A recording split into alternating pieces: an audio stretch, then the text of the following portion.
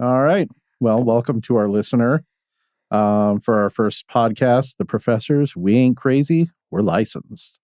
I'm Dr. Mark Brana, licensed clinical professional counselor and adjunct professor. I'm Casey Casillas Nichols, licensed clinical professional counselor and a LCADC. Adjunct professor. And an adjunct professor. And a bad bitch. And a bad bitch. Okay. Give all the credit where credit is due. I can't say that. Yes, you can. Here you can. I am Shamika Green. I am a licensed marriage and family therapist, a certified grief counselor, certified trauma specialist, adjunct professor, best-selling author, and executive producer. Okay. All right. Okay. Jeez. Talk that's your shit. fancy. Yeah. You No can't. kidding. This is the first time I heard you say the doctor part. I know. It's I one of was- the few times I've ever really said it. I was thrown off. I'm not going to lie. So was I. It sounded It sounds very expensive. It is, and it still sounds weird to me. Like every time somebody's like Dr. Brana, and me. Yeah. It's you. So today we're going to be talking about the fear of success. Who wants to go first? Well, let's just talk about this podcast and this being something that's successful for us, True. just coming from everything that we've done together. Mm-hmm. And now we're here. Right. And we had this crazy thought over drinks and shit talking True. that we can do this. And yet, this is our first day. I think we should cheers to that first. Yeah. I think that deserves, Cheers.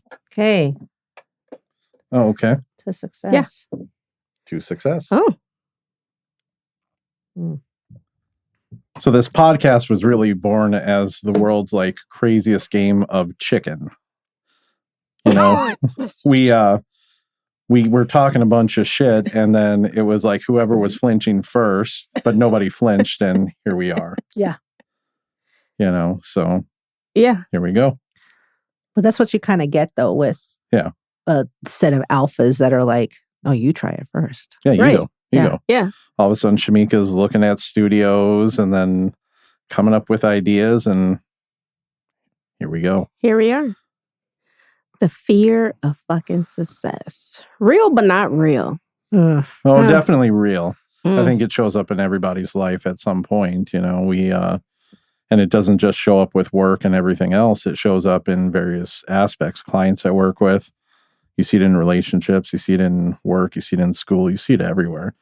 I'm sure we've all experienced that from time to time. Yeah. So, I mean, I think all of us here have had one recent success that we might not feel maybe that we deserved or it came out of left field. Mm. I'll go first. Yeah. What was your pivotal moment of I success? mean, on some real shit. Yeah. Even coming to this podcast and us trying to figure out the name of, the professors, we ain't crazy, we're licensed. To be part of We're Licensed, finally, Damn.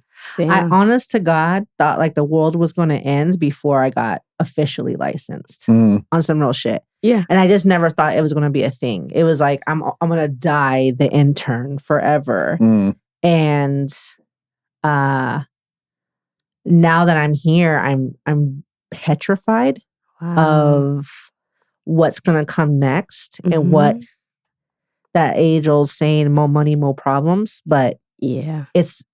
we talked about this before, but it is definitely different. And you guys have had that level of success that I'm talking about for a hot minute.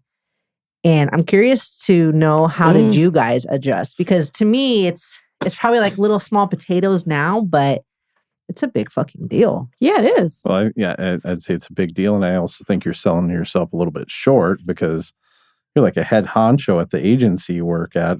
Yeah. In order for me to get there, I had to start my own. I had to take my ball and run. She's the HBIC. Yeah. Yeah. She is.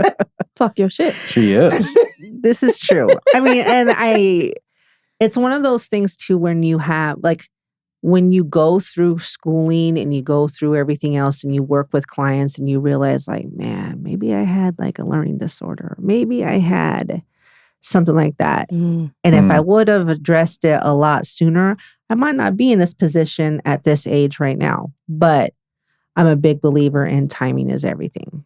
And Absolutely. Yeah. this is what it is.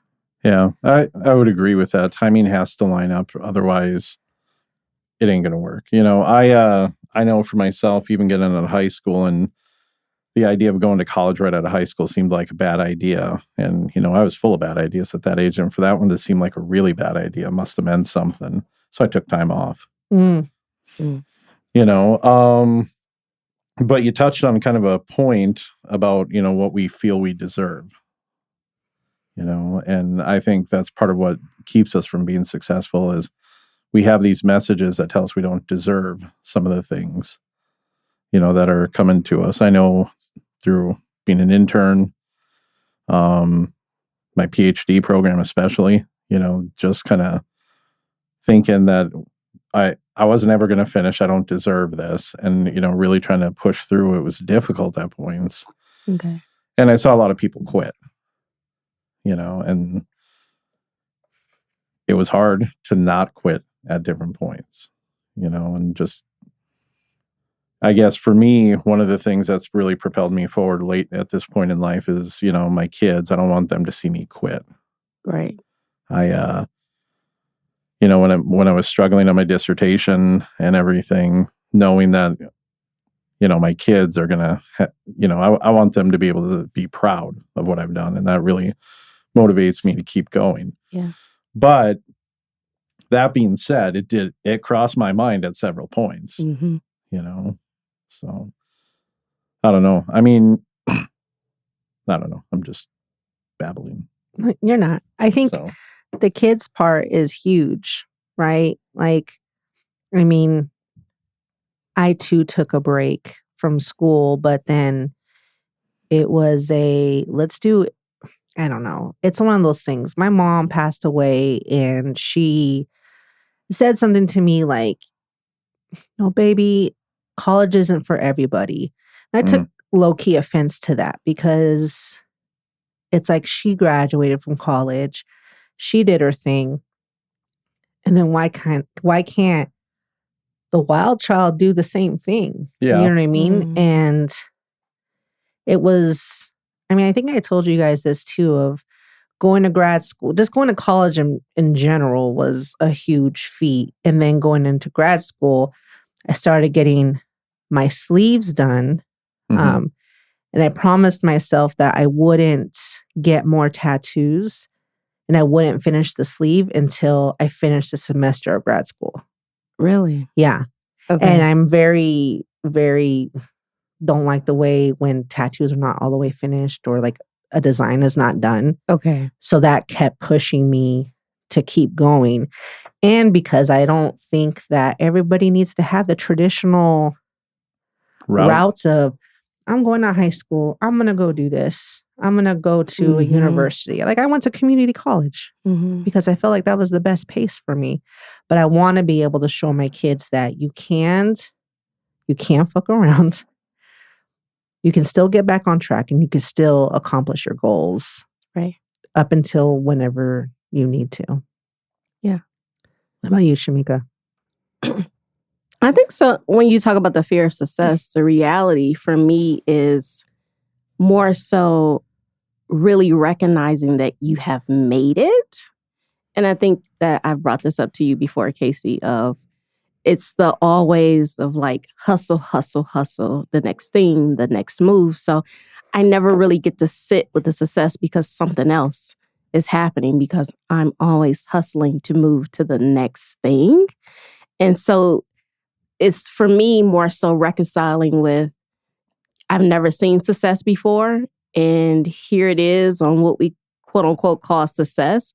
That's a hard thing to bridge because if you've never seen it before, it's like, damn, that's me. I'm here, I made it, and then it kind of feels isolated because you're like, fuck, okay, it's just me. And then for me, it was a little bit of what I like to call like the survivor's guilt of like, damn, why not this person in my family? Why not that person? But then it's like, here you are. And then it was just like, you have to just own that shit. Like, you're here. It's a blessing to be here, and just roll with it. And so, again, I don't know about you guys, but if you don't necessarily come from success, or in my neighborhood, I didn't see that, because success looked like somebody working at the post office or a drug dealer or this. So to be at this level is like, it's unheard of. Mm-hmm. Yep. How do you define success? That's really good. That's a good question. Yeah. I can tell you what mine is. Okay. For sure. Mine was being able to pay bills without anybody's help. Okay. Yeah. So being able to, and not necessarily just pay bills, but be comfortable being by myself and just doing my thing, coming from, very poor upbringing, and just seeing how a lot of, I don't know, I lived with my dad and one of his wives, and she came from money. And I just never thought that was a thing. Like, I don't, you know what I mean? It was never my thing. Right. If I was going to do it, I was going to do it on my own. And I could still sit here today and say that not once has my parents ever given me money, ever, to this day. Because, I mean, that might be stupidity. That could be pride, ego. But I can sit here and gladly say that I never took a handout, and I never just wasted stuff. I hustled for every single thing that I had. Right. And just being able to continue to do that alone, which that goes to a whole other thing of being alone. That's not something to boast about either. Right. You know what I mean? That's another fear of success. But that was mine. It's just being able to do me, and then being able to look at myself in the mirror and like, who am I as a person? I'm not some piece of shit that's, you know what I mean? Doing wrong by people.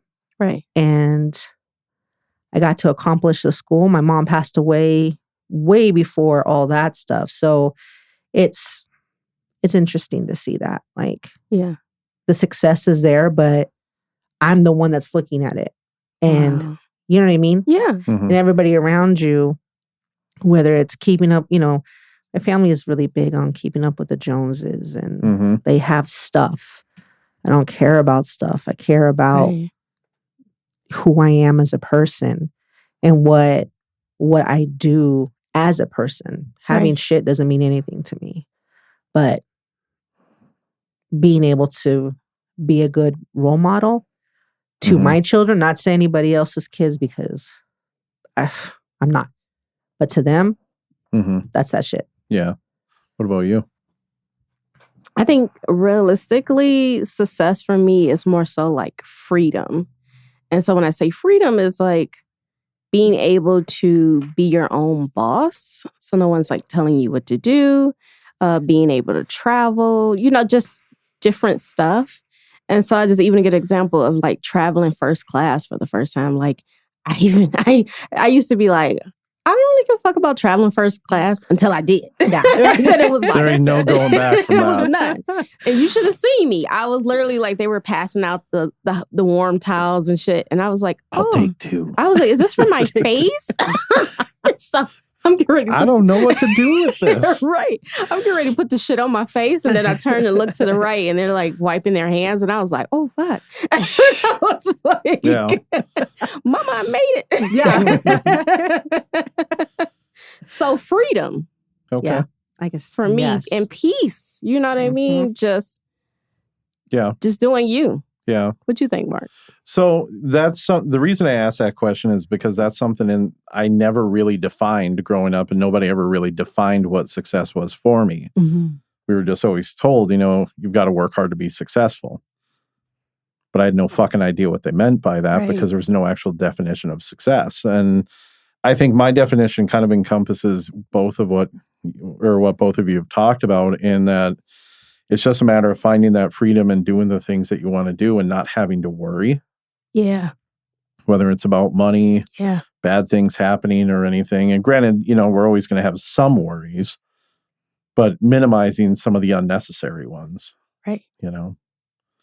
And even today, like being able to, had to put gas in my truck and everything, and just, thinking, it's kind of nice that I remember struggling at points where it's like, I don't know if I got money for gas to get to where I'm Yeah. going. And here Absolutely. it's like, okay, just put it in. I got Right. nothing to worry about, So, That's peace. Yeah. That's fucking freedom. I mean, you know? it's bizarre. mhm, It still is bizarre to me. Yeah. Like we're making a podcast right now I know. based off of us doing. Trying so hard not to look at that camera. I'm not looking at it at all. But but think about that. Like, and just think about us three.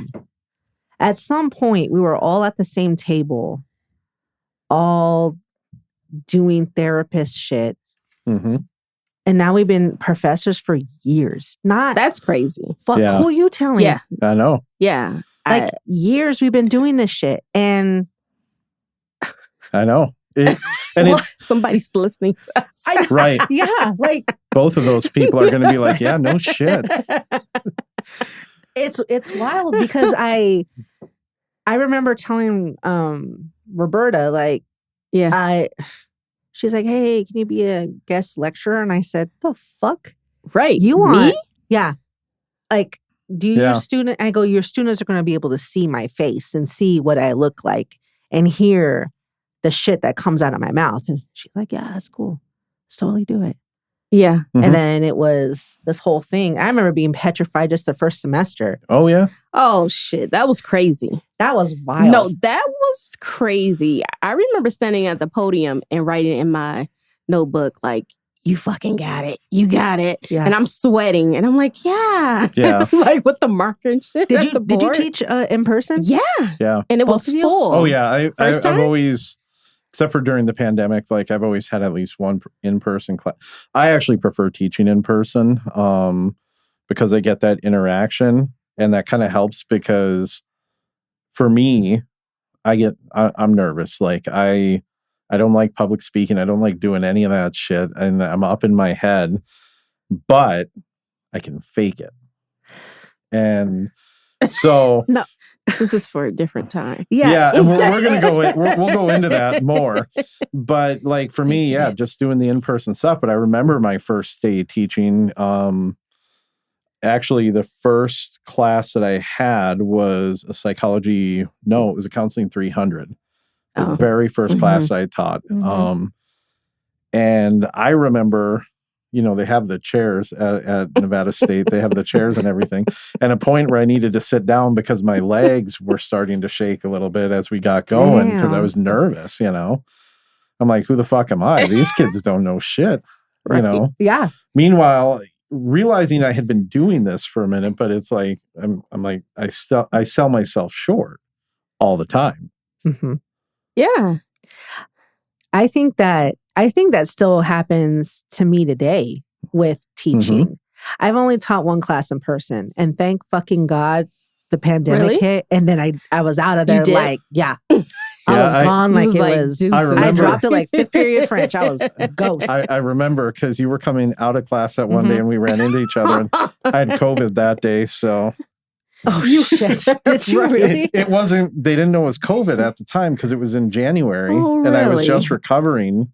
We had the whole house had Isn't just this had some it. shit? Oh, Like I was in a fog even going into class. I was subbing for Roberta actually, but I was in a fog going to class. But again, they didn't know it was COVID because it wasn't until March that they said COVID Yeah. was here, and this was January and everything. And so, He's like telling you now. oh my What with the gosh! podcast? Shit. By well, the it's way, past the point of where she can do anything. I mean, like I still don't. I've never tested positive. Yeah. Not once. I Really? mean, for real, not once. I feel like I'm Damn, Neo in the you Matrix. are Of like, yeah. yeah. How? I don't know. I mean, Yeah. and then everybody's like, you probably got it, and then you didn't know. But that's Yeah, 100% but no, you true. didn't. Yeah. No, but Damn, to you're me, badass for real. unless I take a test and Yeah, that but shit I says I'm agree. positive. So technically, there were no tests at the time, so it wasn't COVID, but I'm pretty sure it was COVID because it was all the symptoms. And yeah. that first week of the semester, I really don't remember what happened because I taught an entire class for Holy 3 shit. hours. I saw this dude in the parking lot, like I think on 2 or 3 occasions. We Yeah. were always like Really? passing strangers in the night, but strangers in the dust in the parking lot. Strangers in the construction. Yeah, there you go. Yeah. Strangers in the construction. But yeah, That sounds like but you know what's interesting is like starting those first classes to now is I feel I still have some I can't believe I'm still here type Mhm. shit. And it doesn't kick in that I am the specialist hmm until somebody says something sideways in there. Yeah. Something completely unethical or that's not how it is in the real world.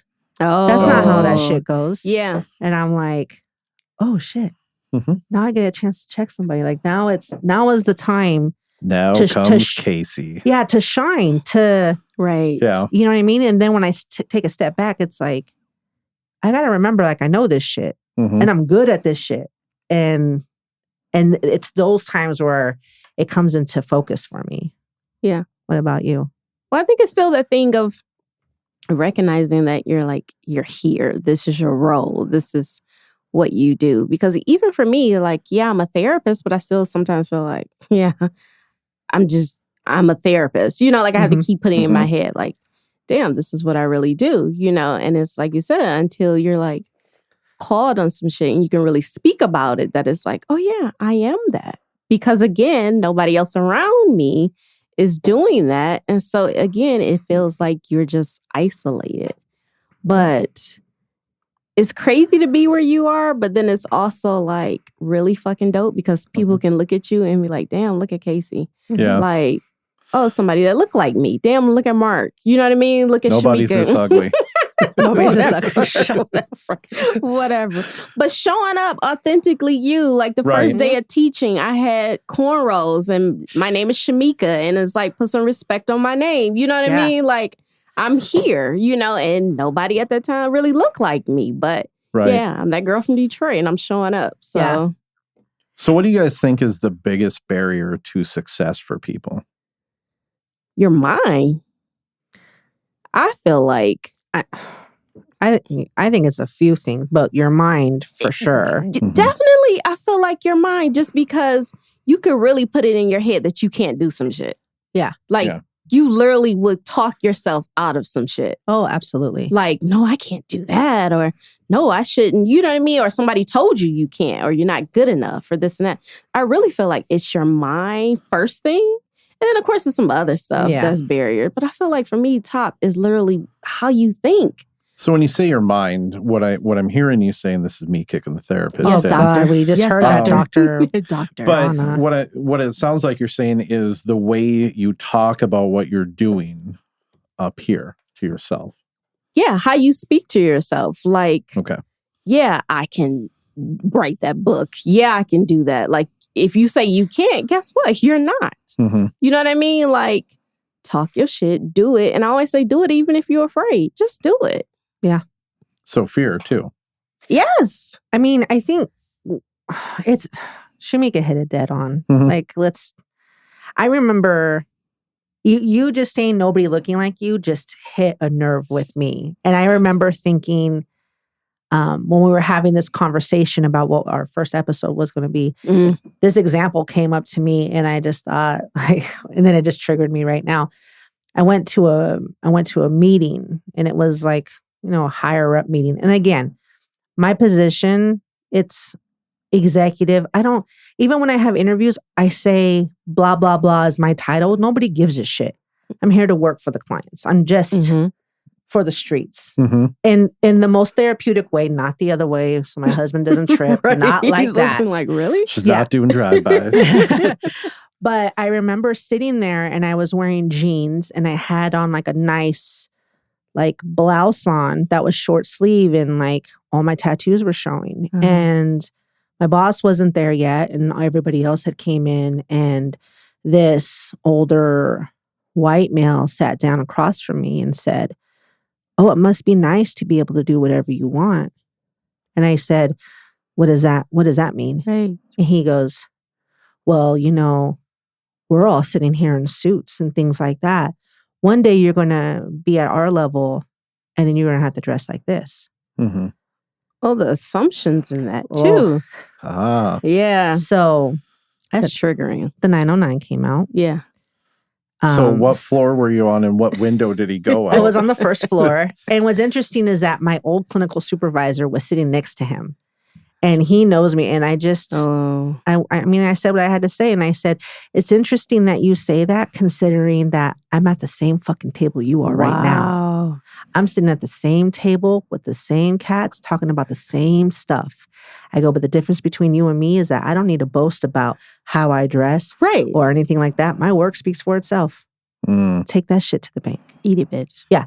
And so he was, Yeah. oh my gosh, she said something back to me. Mhm. And the clinical supervisor dude was like, fucking Casey, here we go. And then my boss came in and that dude didn't say shit the entire meeting. And she's like, usually he's a little yappy. And I said, yeah, I had to put him in his place. Like I'm Mhm. not being a person of color, being a female, being just me, looking like me, rolling in with my gold hoops on, my old English chain that says Casey. Mm-hmm. I Do- love it. You know what I'm saying? Like doing me, and what makes it different if I put a suit on or whatever, the clothes don't make me. Right. I make me, Right. and I think that was the first time I didn't allow the fear to get to Yeah. me, Mm. because that could have been a real easy, Yes. let me just pull back, Yeah. stay in my lane, shut the fuck up, and let them do their thing. But I sit there and I thought, like, if I don't say anything now, I'm going to regret it. And then what would I have instructed my daughters to do? Mm. What would I have instructed anybody that I'm mentoring to do? Right. No, don't keep your mouth shut. Like, this is not that. That was major. Yeah, You came in like, who gonna check me, boo? exactly. Yeah. Yeah. She by charade. She by charade, for real. On some real shit. Yeah. Yeah. So I mean, have you guys ever had an encounter like that where Absolutely. Oh, yeah. That Oh, shit was yeah. in my head when you were talking.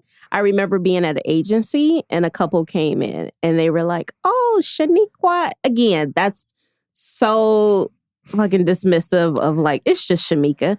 But then being like, are you the therapist or are you the secretary? Like they kept trying to say I was Oh. the secretary. And I was like, look, it's Shamika Green. I'm going to put some respect on my name.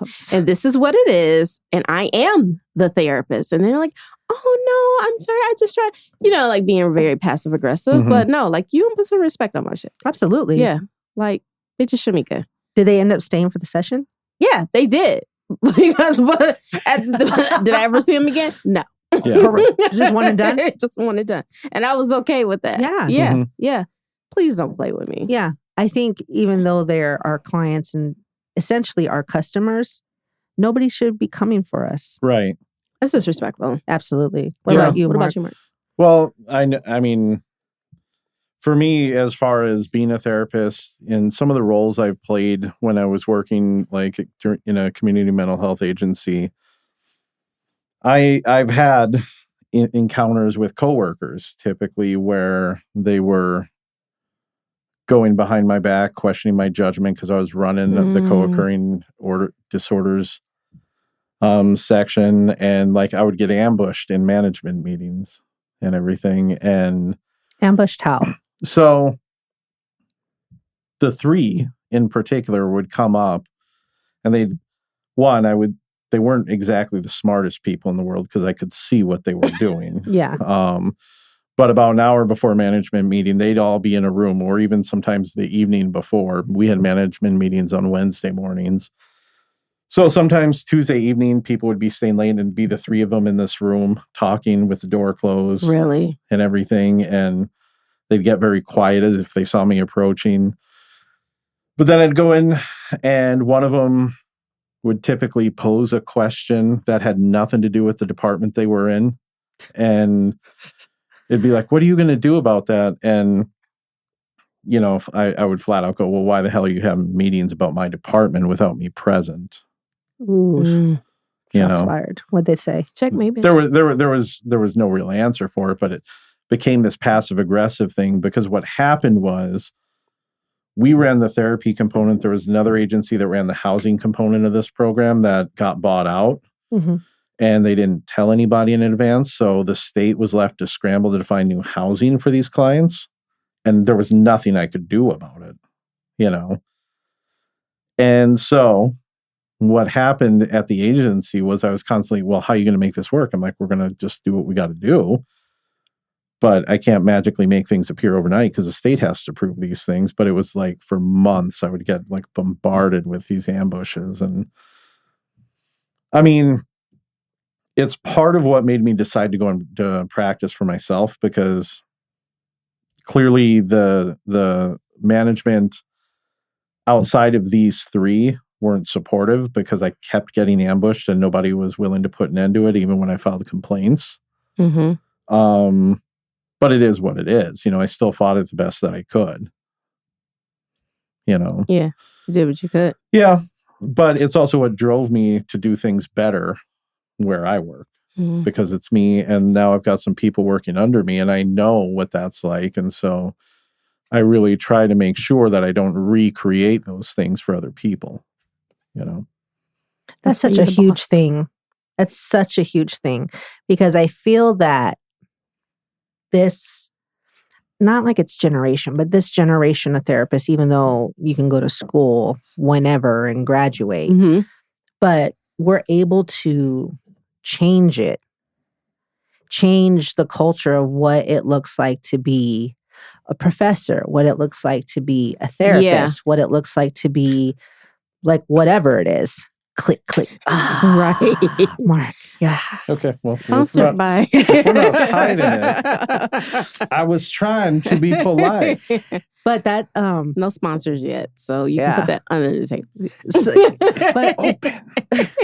But that's the Go thing, ahead. though, too, right? Is when I do interviews for my job, I am always the second interviewee, Okay. because I let my staff do the hard stuff, right? But Yeah. then when I interview somebody, the first thing I ask them is like, tell me about you. Tell me what makes you you. Real shit. Yes. Yeah.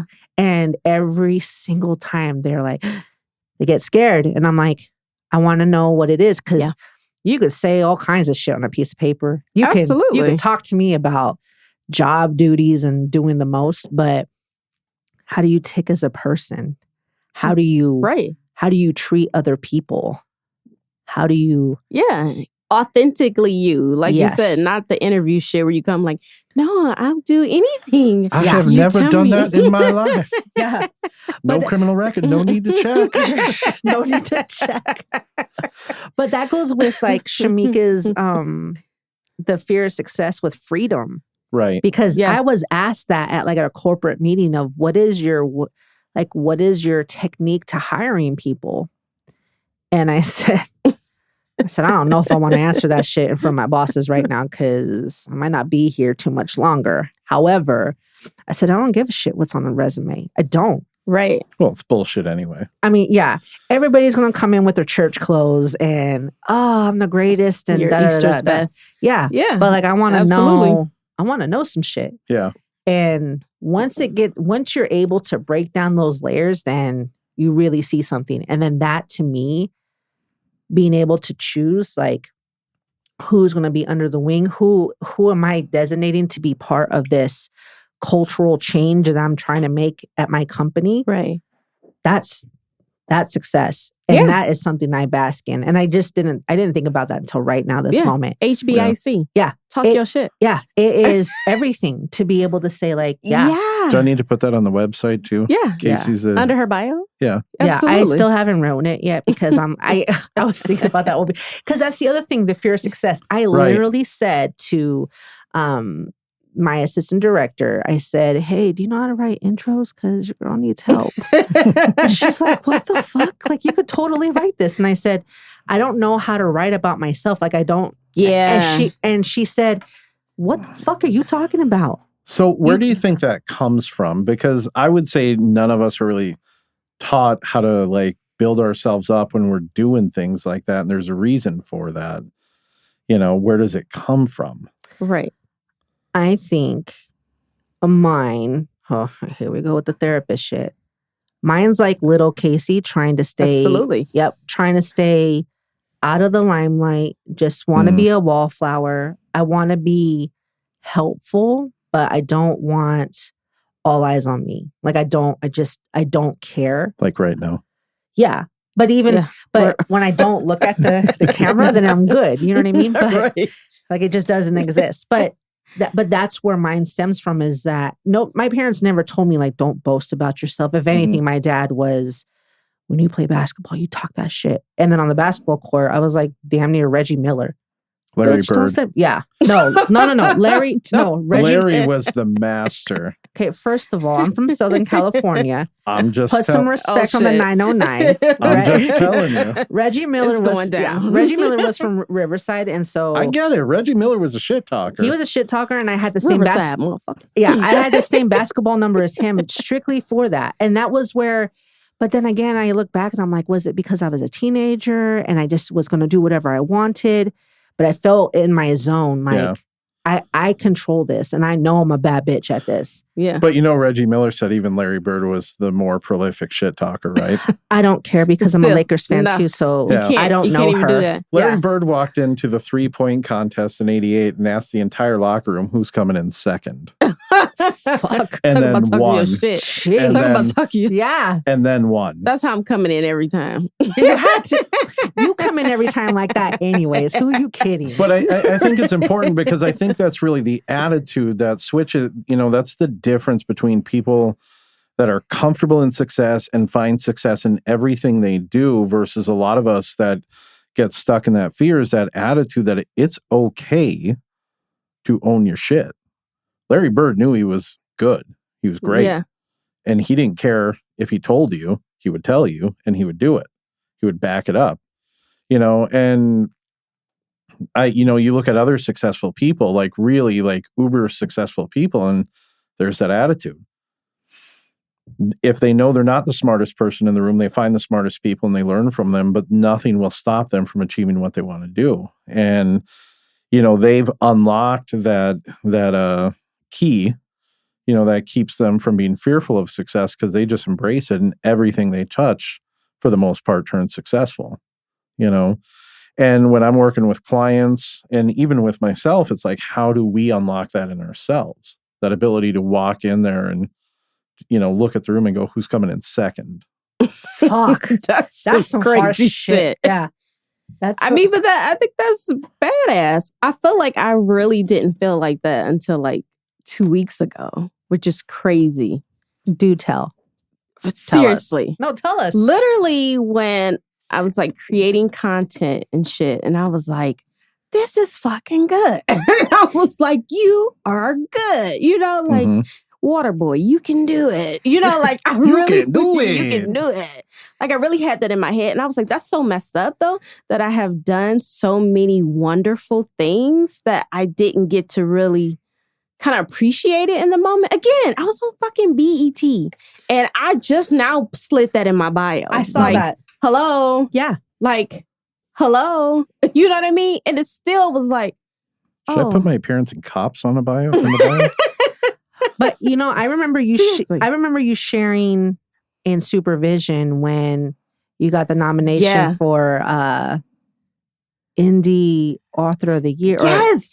And you were just like this, silent. Like, yeah. I'm like, fuck. Are you Yeah, fuck? bro, Remember, like, I was like, yeah. hyping you, like, Yeah, holy my shit. first book at that. That's what I'm saying. Like, I never got to really sit in those Mhm. moments and be like, hello, bitch. Like, You did that. you did that. Yeah. Yeah. Because I think that it's still that thing of like, you said the little you, like, Mhm. some shit is going to fall apart or they're going to pull the rug from under you. You know, Mhm. like, yeah, you were there, but how far are you really going? Like, but it literally wasn't until 2 weeks ago that I was like, Hmm. no, bitch, you got it. No, you are. Talk your shit. That's crazy. That's wild. It literally. Yeah. Because I've been looking at you like that in that like aspect, probably like God, what? the second time I Shut saw. up. No, what? I'm serious. 2 weeks ago.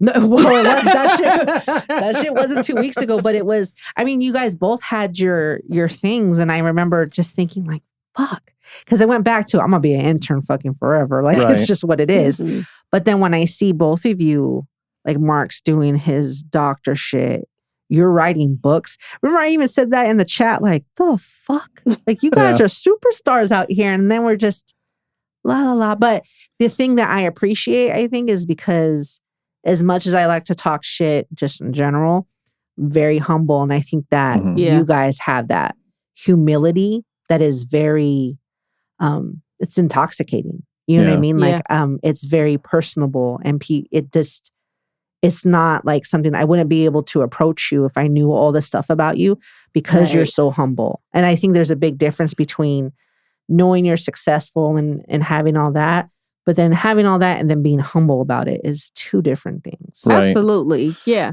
Yeah, and I honestly don't like consider myself in any way other than the fact that I know I've overcome these challenges, but I still don't like look at anything as successful because I always see there's another challenge in front of me. Yeah. And it's like that's where I lack a very specific definition of success for myself. I'll fucking bullshit my clients for 6 days and Sunday, to tell them that, to tell them what success Shit. is. But when it comes to like my own successes, I always find the finish line always seems to move back for me. Mm. And it's really hard to kind of embrace that. One of my drug and alcohol interns, where I do drug and alcohol supervision and everything, I was taking on a new intern and I overheard them talking and, she was telling him, she's like, yeah, he's got like tons of letters after this name. This guy knows his shit. And I'm like, fuck, they got a new supervisor? It's the doctor. Yeah. Yeah. And Doogie Howser. it's interesting because as therapists, we all know that the community where we work, it's a large community, but it's small and everybody knows names and all Yeah. this stuff. And we don't really get we don't get an idea of what others kind of think of us or whatever, but like every now and then, like someone's name will come up, your name and everything. And they're like, oh, she's great. This. I'm like, Mhm. yeah, I know her, Yeah. But do you guys take that like does that carry weight with you guys for other therapists? Like just and their outlook on you in particular? Anybody, if it's positive, probably more so. It would carry some weight. If it's negative, I kind of look at that as okay. People have an axe to grind with people, so I don't really take the negative in like that. Yeah. But if it's positive, I kind of that does like bolster the opinion and everything because you're out there doing good work if you hear something positive, know. And so, like with Shamika's foundations and all that stuff, and people are like, oh yeah, she's great, she's doing this, or people that I've sent to you for work and for training, and they're like, oh, she's great, she knows this, it matters because it's a positive thing, and people don't really talk about the positives very often. The negatives we'll hear about all the fucking time, Mhm. So, What about you? So I don't think so as far as like the community. I don't know. I'll just be like, yeah, whatever. I think it's more so for me when I am in spaces and people outside the therapy world are like, oh Mhm. my God, I know your organization, or Mhm. I know Yeah. this about you, or I seen you speak. On TV? Those are the moments for me where I'm like, damn, somebody out there really heard me, really seen me, really know about me. Not like those that are close, kind of, but more so those where it's random. And I'm like, wow, that really hits me of like, oh my God, I actually read your book. And I'm like, what? You know what I mean? Like you did? Or a client coming in and saying like, oh, I was referred by this client and they say you are this. Like that's Right. the shit that hits Right. me. And I'd be like, 100%. okay, bitch, you're doing a Yeah. good job. 1000%. But Yeah. even when you hear that, do you find a need sometimes where you have to stop yourself from like selling yourself short? Ye- Because I'll have clients that come in and like I've got some clients that have referred like multiple, like tons of people. They're like, oh, such and such referred you. And it's like a natural reflexive reaction in me. And I always use humor for everything. I'm like, well, they lied to you. So What do you think, Casey? I mean, honestly, my opinion about what other therapists think about me, I give zero shits. And I hate to say that. yeah. I should give something, but I would No. say like you two, like I hold your opinions to a high regard, but really I don't care. I mean, Yeah. not from you guys, but in the circles of therapy, I don't give a shit Right. because I've been having to do so many tours and all this shit at my job. And the owner was like, yeah, we're standing on Casey's shoulders and she's doing blah, blah, blah. And she's fantastic. And I'm just like, "Ugh, okay, whatever. But then when I'm giving the tour and I see a client come out of nowhere that hasn't seen me in a hot minute, and then everything else goes away, like the Mhm. tour, the VIP I'm supposed to be talking to, and I'm right there with the client. And then they'll look behind me and say, oh shit, Casey, I'm sorry. And then this one client was like, she saved my fucking life Yeah. twice. Mhm. And you guys better keep her and you guys better give her a raise. And she did this. And like, and I sit there like, I swear to God, I didn't pay this guy to say this shit. I swear. But see, But even that is that's selling yourself impactful, short though. in a way. Yeah. But then I turn it back to the therapeutic part of like, you did the work. I didn't do the work. I held you accountable, but I didn't do the work. But You sometimes absolutely that did. is the work. For sure. But then right. that's the stuff that like I can take as if my clients look at me, even if they look at me in a bad light of like, man, she rode my ass, I look at that as a win because I'm doing it from a place of the heart, not just to be a piece of shit therapist and Right. blah blah blah. But I like them both, and I have clients that go over there, and I have a client that actually works for me now, peer support, and it's Mhm. interesting because he'll share things like, hey, Casey used to do this with me. And they're like, well, fuck, I didn't know Casey hit the streets like that. And I didn't know, and it's, back in them streets. yeah, always back in the streets. But that means more to me in both ways. Like if a client looks at it bad, then that's when I'll like, maybe I need to readjust. Or if it's positive, but Yeah. I don't know. Other professionals, I would agree. I don't put a lot of weight in what they think. But when you hear things about people, it kind of bolsters like how I feel because it's like, when I hear other professionals saying, oh, Shamika's great and all this, it's like, yeah, she is. Oh, She is, absolutely. Because I get so many that from this guy and like, Yeah. I hear so many people, and I don't think I've ever told you half the people that talk to me. Give him his flowers. Yeah. And they're like, I oh, paid him. Casey, I was talking, to my therapist and they were saying I should work on this. And I was like, man, you sound like you have a really great therapist. Do you mind me asking what their name is? Yeah, his name is Mark. And I'm like, Mark what? Rana? I'm like, I go, he's a bad dude. I go, he is an amazing therapist and you're in good hands. They're like, oh shit, you know him? I'm like, yeah. Yeah. 1000% will co-sign for that. I paid him. Well, then even, but then even in other circles where clients that are very hesitant due to their cultural stigmas, like Mhm. I'm not going to go to therapy and I'm not going to do this. I'll say, I know this Black female Yeah. Yeah. that is badass that will absolutely help you, even to the point. I think I even asked you about like a mixed therapist. Oh yeah. Yeah. Yeah. Yeah. And Sure even did. even Sure to did. even to that, it's Yeah. Sure like did. Yeah. it's huge because then people are like, oh shit, yeah, they they hooked me up and they did all this stuff. It's a huge Mhm. deal. But I would be lying if I said I just didn't bang for you guys and then everybody else. I'm like, I don't know. Yeah. I'm the same way. The people that I know and I have, I'll never refer a client to anybody I have no respect for. Well, I mean, You know, Yeah, that would be pretty fucked up. which yeah. there's some clients that are really Be asking nice to for it, me. but I still wouldn't do it. But the thing that goes with that though too is that circle of people that I hold that kind of regard for is very small. You guys, a couple other people that I've worked with Yeah. along the way, it's a very It's not a small, long list. Mm-mm.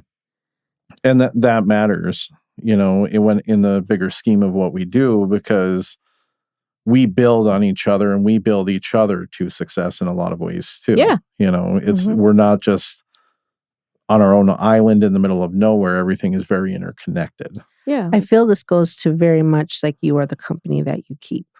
absolutely. And I think in our Yeah. profession that goes, Yeah. that's the Yeah. same thing. Yeah. And we're a squad. I mean, at the end of the day. And I think I really love just operating my niche too of being a Black therapist and then a Black therapist from the hood, from Detroit. Yep. Because again, people come to you and it's almost like they found a unicorn. They're like, oh my God, I can't believe you're so cool. You're this, you're that. Like, that's the shit that holds weight to me. Absolutely. Like, I do hope that my colleagues respect the work that I do, but I think that at the end of the day, it's the people that how they felt interacting with you or encounter with you that means a lot to me. Like, damn, she was on some real shit. Like, Yeah. she's dope. Yeah. Yeah. I think that's the best compliment. Yes, it is. It really is Yeah. of having that. Or I love when I get a client from like California. And here's the thing, I get like crisis clients. So I have to get the phone and these are clients that are calling like the hotline saying they're suicidal or whatever. Yeah, And then major. once we're doing like whatever, I'm like, oh, just tell me about, because I just tell me about yourself, whatever. Oh, I'm from California. Where are you from? You never heard of it before. I'm from Rialto. I was like, oh, 909 represent. And then as soon as you break Yeah. that, Yep, it's like there it is. I just remember that lady was like, all right, I see you. I see Right, you. You're not going to fuck right. with me right, Right, now. I was like, right. Yeah. absolutely. I said, Yeah. so let's get down to the nitty gritty and what you need. And it's cool. Like when you're able to, Love it. yeah, but then I get hit with the, do you speak Spanish? I understand. No. Yeah, I understand. right. Parents didn't teach me this. Not that generation, unfortunately. Right. Mm-hmm. Yeah. It's almost like, though, I want to say having good people in your corner too, as far as like growing up the ladder of success, because there are times when you could tell people some shit and they can talk some fear into you. Oh, absolutely. Yeah. Oh, Yeah. shit. There's people that are like, oh, no, you can't do that. Or what? You're trying to what? You know what I mean? Like, that's why I appreciate you guys of being like, Mhm. hell yeah, you can do it. You know, Yeah. like, yeah, you can do that. Like, you need that Yeah. in your corner. Like, I don't need nobody talking fear into me. Like, I'm Right. already trying to get out my own fucking head. Yeah. Like, I don't Yeah. need you trying to tell me that I can't do it. Like, literally, I'll be like your biggest cheerleader. Like, come on, Casey. Like, yeah. you can I do mean, I this feel shit. like you guys are like that. But then in the other aspect, I feel like you guys are doing the absolute most already. And I'm just the cheerleader on the side. Like, that's my friend. That's my No. friend. I know them. You're involved too. We're all going down with this ship Yeah. together. License. But like what, like does something stand out to either of you where somebody tried to stop you from, Oh Like- yeah. Yeah. Well, The, I- like one from ins- success? yeah, or like try to hold you, not necessarily holding you back, but just Right, make right. you hesitant about which direction you're going to go. well, yeah. I mean, like for Oh, me in my yeah. doctoral program, I had a reviewer that was gatekeeping me. Ugh. It delayed my actual process over a year, and the person was just passive aggressive. Like in the comments that they would make, it was feedback that was not helpful, and they would make comments when I would push back, and it'd be, I remember one comment had something to do with, this isn't my first, second. This is in fact over my 100th dissertation I've reviewed. I'm like, well, great, but that doesn't fucking help me, Yeah. But then if you met this person face to face or over Zoom and everything with another person there, they would be somewhat helpful, but still very passive aggressive in what they were doing. And even when it came to my defense, they had an emergency and didn't show up so they could circumvent the whole panel process and then try to impose what they wanted anyway. I think I remember you telling me. Yeah. I was you fuming. did not like this I person. was fuming. Yeah. If that person was on fire, I wouldn't piss on them to put them out, you know. But the visual. Fuck you, I'm gonna pee this direction. That's right. And I would. For sure. Right? And I Just so they would. could see it. And I would. You know, but I mean, yeah, it happens. But and honestly, looking back at it now, I do see some of the, had they not been so passive aggressive, there was value in some of what they wanted changed and why they wanted it changed. And I would have been willing to listen to that. But the way they went about it was really it was very defeatist. Yeah. I am here, I am in power, you cannot be. And it goes to kind of one of the things that I think with clients when they have this fear of success or even fear of taking a risk, because really at the end of the day, that's what we're talking about, taking risks. Yeah. It's being persistent, being able to be persistent enough that when, you know, life kicks you in the gut and knocks you to the ground, being persistent enough to get back up and keep going. And I had to be, because at that point, I'm like, I'm not going to quit. Right. I'm almost done. I'm not going to quit. And it really hit home for me when I went to my graduation ceremony, because they called up the College of Doctoral Studies, and the first 4 or 5 people that went didn't have the doctoral garb on. They had the master's degrees in the hoods. And they were conferred master's degrees. And it sat with me for a moment. I'm like, all of those people quit. Oh, shit. Because the consolation prize when you're in a doctoral program is a master's degree because you didn't finish your PhD. Is that a thing across the board? Yeah. Really? Yeah. So some people have master's degrees because they started a doctoral program they could not finish. Didn't know that. I had no And idea. so I watched these people walk the stage, and I remember thinking, I am so glad that I pushed through. I mean, I almost didn't. I almost went to prison, you know, but I pushed through. I got there, and I was thinking, you know, these people, and I understand everybody's got their struggles, and I don't know anything about these other people, but they quit. Wow. And that sat with me. I also wouldn't have shown up to the graduation ceremony had I quit, but you know, that's a different story. Yeah. But So that was your persistence. moment. Yeah. Okay. Yeah. And that's what I Wow. teach my clients. I'm like, you've got to, you know, you've got to be resilient and you've got to persist. You will find success, but you've got to persist. 1000%. About you, Shamika? Well, I think the thing for me is at some point I had frenemies. And so those are people that are attached to you as a benefit, but they're really not your fucking friend. And so I think when we talk about people pumping fear in you, it was the frenemies. You know what I mean? Mhm. Like, Yeah. you really didn't fuck with me like that, but you benefit from being around me. And so when people say things like, must be nice, you know, or certain things, I'm always like, where the fuck that come from? You know what I mean? Like, because under it is more of a hating tone of like, I can't do it, you're doing it. And so I am not happy that you're doing it. And so I don't like that statement. And so I even had someone that would say it all the time. And I was like, you know what? That don't make me feel good because I've hustled so hard to get to where I'm at. And so when you say shit like, must be nice, like, it feels like I shouldn't be excited about my success. So I got rid of those people. Like, I don't need a friend of me. You know what I mean? Like, I need no one speaking fear into my shit. Like, speak life For into sure. it. Like, and that's it. Yeah. What about you, Case? None. Really? Which is weird because it was always like the over, you can totally do this. You got It's this. the opposite. It was the opposite, but it was so much that it was like, it was drowning me. Well, that's pressure too, huh? Yeah. Mm. Because it's, you know, and I don't think anybody ever did it on purpose. It would be like my mom had already passed away. So like my granny was really trying to like jump kick to make sure I had that like North Star to help me. Right. Nobody ever sat there and said like, anything passive aggressive or you can't do it. But I think just being younger and having it instilled in me, that was enough trauma for me Mhm. to already be my worst enemy. Yeah. Right.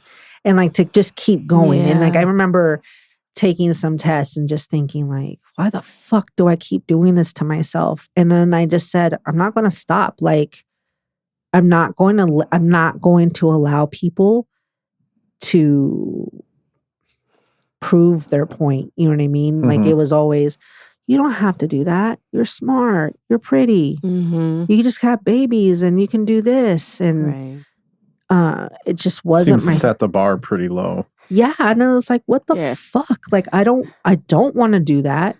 But it was my own pressure of, you know, just hearing it for Mhm. my entire childhood.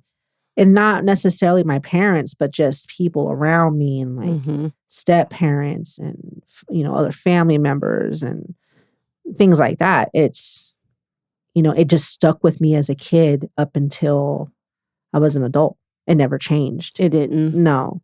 And even now, I don't think I have anybody really that's saying, you know, oh, it's, you know, maybe you should rethink that. Not one Yeah. person. No naysayers. No, but I At did. this point, though, they really can't because you're on a trajectory. I think that if they were to say that, it'd be a lot harder for them to find anything to support that because you're on such an upward trajectory in life that to naysay it is Right. foolish. Who's gonna test mine on? Yeah. Yeah, and that's the thing, right? I got an email from somebody like, I don't know, when my son was 5, so it was like 15 some years ago.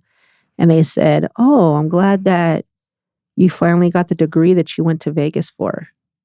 Hmm. I was like, "Bitch." Really? Ho? And then I sat there and thought like, "Damn, you really don't." And that was a step parent that said that to me. And I Damn. just said, "You know what? I'm not, my mom just raised me a certain way. Like I talk a gang Right. of shit, but I don't need to flash. I don't have to live like that anymore." But Yeah. it's just Yeah. okay, I see But I see sometimes you. sometimes it's just nice to do that. for sure. But then what does my success say now? Right. You know what I mean? And Yeah. it's so weird because when I talk to my dad and have this you guys were at the wedding. That was like the first time. That was the first weekend I saw my dad in like 6 years. Yeah. I remember you said that. Yeah. Yeah. And every time I talk to him now, he's like, "Baby, what are you getting into? What are you doing?" And I know for him, it's bragging rights. Mhm. And he likes to be that dad of like, Right. my baby's doing this. And Oh, I can't wait when my kids are that old. yeah. And my baby's doing this and she's doing that. And it's for his boasting, which I don't mind it because Mhm. it's not coming from me, but it's, Right. Mhm. But he feels good. yeah, he feels proud of that. And I Yeah. think too, just because he hasn't been there, Yeah. it proved to him also that I didn't need anybody. Right. Yeah. Oh shit, though, because as much as we're talking about professional success, let's just talk. I mean, the fact that we're married. You know what I mean? Like we didn't talk about that. Like to me, that is a success because it's not many in my family that are married. You know what I Right. mean? Mhm. So like, talk about shit like that. Like Well, your good parenting. You know, like it's more than just the professional aspect. It's- Absolutely. yeah, you've been Yeah. a generational curse breaker. Like Yeah. You know, relationships have that too. And I think I have a lot of clients that definitely sabotage relationships because of that fear of success. yeah, Where they'll do things where, you know, it's like they have no reasonable explanation for why this happened, but they subconsciously go out and no matter how much they love their partner or whatever, they go out and they'll bang whoever. mm-hmm. And it's sabotage. And it's like, okay, well, what are you afraid of? You know, you've got your person at home, Mm. you know, and they're in that inner circle. They care. They've been supportive and everything, but yet you're going and doing this. There's fear in there. Right. And, Absolutely. you know, I'm sure we've all probably seen that, you know, not just professionally, but people we know. And yeah, you know, marriage, well, you know, I mean, it's a job. yeah. You have to be willing to work at it. It's not always great, Although it's great with my wife in case she watches right. this. Check yourself right now. But it's Because I tough. didn't agree, honey. Yeah, Okay. Yeah. It was just Mark. Yeah. But I am it's tough. Not jumping on that train, Mark. No, it's Fuck you, tough. Mark. It's work. Mum's the word. It is It work. is work. No, It's work. You're not going to agree. No, You're not going to get along. You know, You got me fucked up, Mark. I'm not saying shit. Yeah. Cut the shit now. it got Commercial really quiet break. in here. Commercial break. We're editing this part out. Fuck you, But- mean. But it's work. You really have to work at Absolutely. it, and it Yeah. takes a lot of work for it to be successful. I look at my grandparents, they got married, I believe it was right before World War II, before my grandfather deployed, and they were married up until my grandfather died in 2013. Wow. So that's a long time. Yeah. Yeah. And after my grandfather died, my grandmother was she would talk about the relationship and those things, how they figured out how to make it work, how to, because he served from World War II all the way through Vietnam Oh. in the Army Air Corps and the Air Force later. And, he would be deployed. He would be going to do things. He would be away from home for months at a time. And, the work that it takes to work together to raise a family and all that stuff, it's work, and people buy in, I think, to the Hollywood bullshit of what relationships should look like. And this idea that happily ever after is somehow all the time. And Yeah. it's not. We all know that. Except in my Speak for marriage. yourself, Oh. right? Here you go again with the bullshit. But, it's like you've got to put the work in. yeah, and- I mean, Kids too, you got to put the work in. I think my proudest moment as a parent was a few weeks ago when we had parent teacher conferences, because both of my kids' teachers, now mind you, when my kids are at home, they're wild. No. They would, yeah, I know, it's shocking. No. They're smart that's asses. right. They're wild. They will fight. But when they are at school, both of their teachers had said they're the most well-behaved kids. Yeah. They listen, they do their work, they're on task, and they take it seriously. And I'm like, are you fucking talking about my kids? Are you serious? But they are, and that comes from the parenting. We take all that Absolutely. stuff serious, but Yeah. it's work. Yeah. It is work. I have clients, they want to be their kids' friends. I'm like, you're not their fucking friend, you're their parents. I'm like, you got to parent that fucking kid. Yeah. That's a But whole that's whole whole other, different- Yeah, yeah. we'll get into- other But debate that's of but Yeah. that's success. So that's what we were saying, like all absolutely. that. Yeah. So what about yours? as far as what? Marriage. Marriage. Oh, I'm like, first what? Hello, honey. No, I'm just like, listen, So Hey, now babe. it's going to get real. the tone change. Hey, babe. Listen, my man is shit. Okay.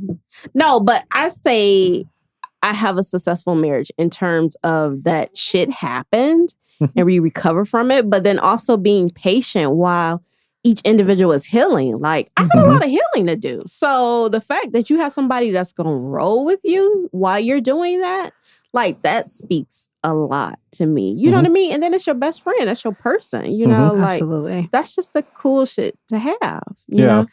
But I think we all have so much success. Hold on, we got to get Casey in trouble. Casey. Oh, I was trying to get her out of it, but go ahead. Oh, I'm not going to get in trouble. I already know, but because I have already I have a know. different. He's already take. tied up in the room. Oh, he know. He likes that. I remember. Hey, Yeah. Hi, Ryan. I remember Move being the in. swing. I remember being in grad school and them giving me a statistic saying like X percentage of you guys are going to be divorced by the time this is done. Damn. Mhm. And I was one of them. Mhm. I was one of them. And what's interesting from that is that it's sad that a marriage ends, and I was married for 16 years. That's Mhm. a long ass time. But Right. then But it's still pretty successful. it is. But Yeah. even now I feel like that relationship that I have with my children's father is that we went to student teacher conferences a couple weeks ago, and the teacher said that she had no idea we weren't together.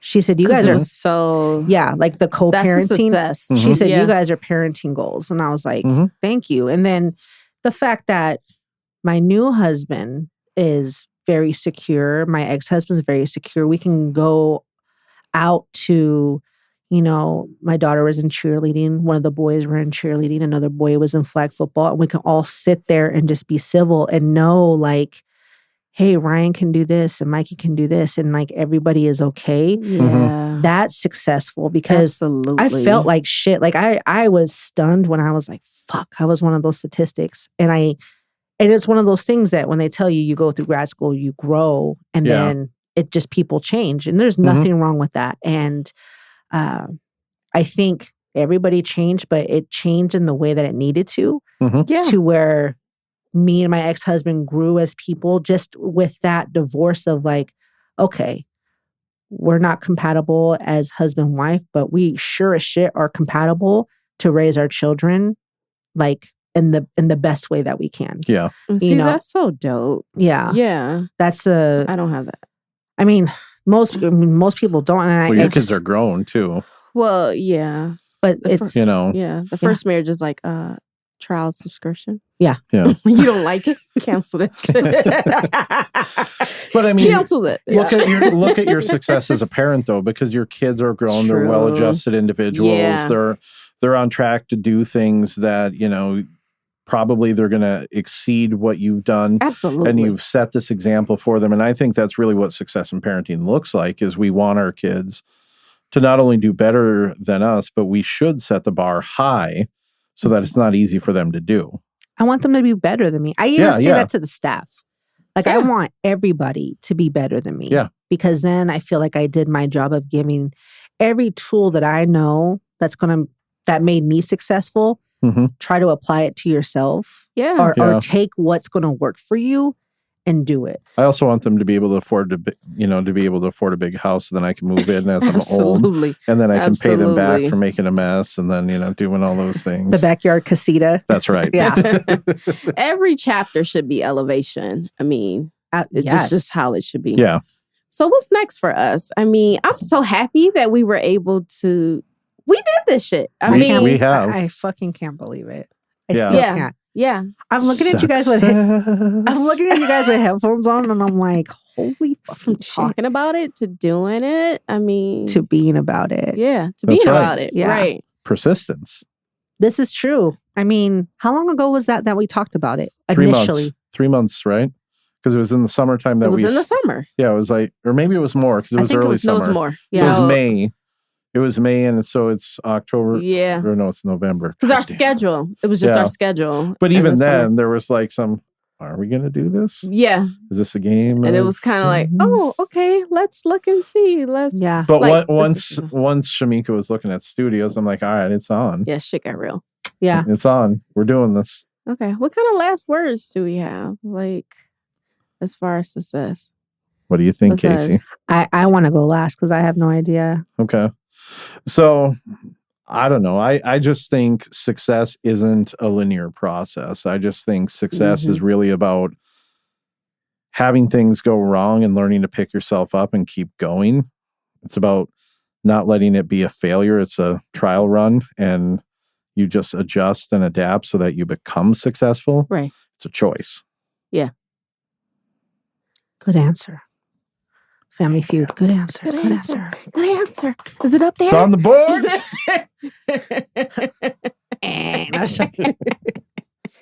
Number 2, Shamika. Ew. So my thing is just saying, fuck fear. Because even if you have fear, just do it afraid, but do it. My thing is always leap. I am the Mhm. queen of leaping. Like, I'll do some shit and not even know. Like, that's another story for another time. Applying for jobs. I know I ain't no fucking business doing it. I do that for fun. And the lady told me, like, you're bombing. I was like, damn, bitch. For real? Yeah. Jeez. Whatever it is that you want to do, I say go for it. And you don't have to know all the ins and outs. So sometimes we want to know every fucking thing. Like, Right. yeah, long as you know what the promise is, like, don't worry about the route and how you're going to get there and all the details. Just do it. Like, kill that shit. Like, you owe it to yourself, you owe it to your younger self, and then those behind you. Like, that's why I really show up. Like, little Mimi deserves this shit, and other little Black girls from Detroit. So do it. Oof, that's good. Mine goes along with that. I'm gonna go with the Yeah. old school Jedi Master Yoda saying, do or do not, there is no try. Right. So it's not, to me, it's Yeah. not even about, do I make it? Did you try? Right. Mhm. Because that's making it. Yeah. Ooh. That's Yeah. making it. Yeah. Is that you actually got your shit together, tried it, whatever don't be attached to the outcome. Yes. Be attached to you with the bravery and the courage that you had to go and fucking do it. That's Mhm. right. That's what that shit is. Yes. Yes. Drops mic. Yeah. Done. Handled. All right, Mark, you gonna sing us out? Not a prayer.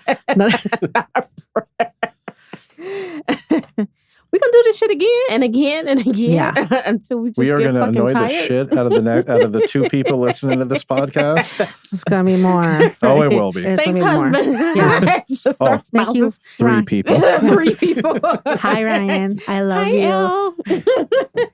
Thanks for Don't listening. what was our first sign off? And we can just go with that because that's what originally what we were gonna say we were gonna do. Yeah. It's all you to sign it off. Oh, it's Shamika because it rolls No, all it the was, time. no, it was No, you. it was you. That It was you. It was Okay, all you. HBIC. It was you. Yeah. Okay, so it was don't fuck with 2 of my things, don't fuck with my money, and don't fuck with my D. Mhm. That's it. Right, that's it. Have a good evening.